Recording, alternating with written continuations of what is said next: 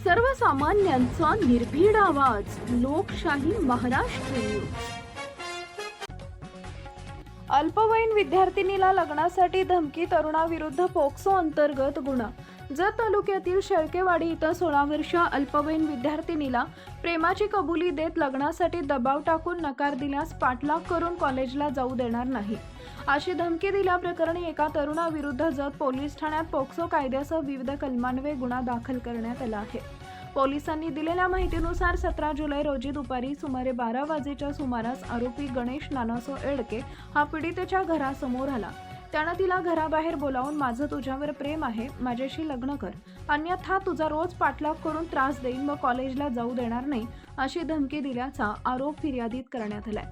या प्रकरणी पीडितेच्या फिर्यादीवरून जत पोलीस ठाण्यात भारतीय न्याय संहिता BNS कलम 78, 351 2 तसेच बालकांचे लैंगिक अपराधांपासून संरक्षण पोक्सो कायद्याच्या कलम 11 व 12 अन्वये गुन्हा दाखल करण्यात आला.